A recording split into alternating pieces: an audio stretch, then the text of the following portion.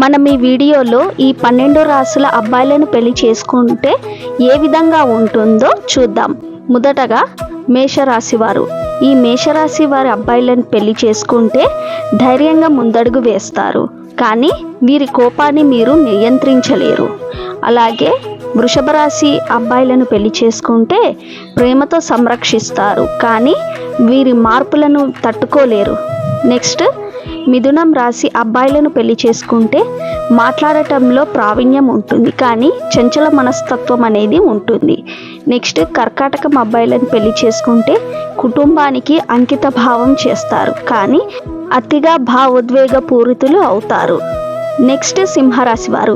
వీరు గౌరవపూర్వకంగా వ్యవహరిస్తారు, కానీ ప్రాధాన్యత కోరే ధోరణి వీరిలో ఉంటుంది. నెక్స్ట్ కన్యారాశి వారు. వీరు శ్రద్ధగల నిర్వాహకులుగా వ్యవహరిస్తారు, కానీ తక్కువ పొగిడితే అసహనం అనేది ఉంటుంది, తట్టుకోలేరు.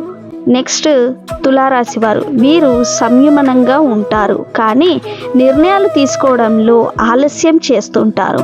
నెక్స్ట్ వృశ్చిక రాశి వారు. వీరు స్థిరంగా నమ్మకంగా ఉంటారు, కానీ అసూయను పక్కన పెట్టలేరు. వీరు ఇతరులపై అసూయ పడటం అనేది ఉంటుంది. నెక్స్ట్ ధనుస్సు రాశి వారు. వీరు స్వేచ్ఛని ఇస్తారు, కానీ గుండెలోని మాట బయట పెట్టరు. నెక్స్ట్ మకర రాశి వారు. వీరు భద్రత మరియు భవిష్యత్తుపై దృష్టి పెడతారు, కానీ భావ ప్రకటనలో కొరత అనేది ఉంటుంది. వీరి మనసులో ఏమి ఉంటుందో బయటికి చెప్పరు.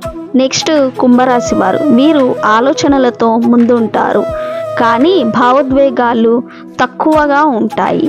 నెక్స్ట్ మీనరాశి వారు. వీరు ప్రేమతో నిండి ఉంటారు, కానీ యథార్థం నుండి పారిపోయే స్వభావాన్ని కలిగి ఉంటారు. ఇదండి ఈరోజు ఈ 12 రాసుల అబ్బాయిలను పెళ్లి చేసుకుంటే అనుకూల మరియు ప్రతికూల అంశాలు.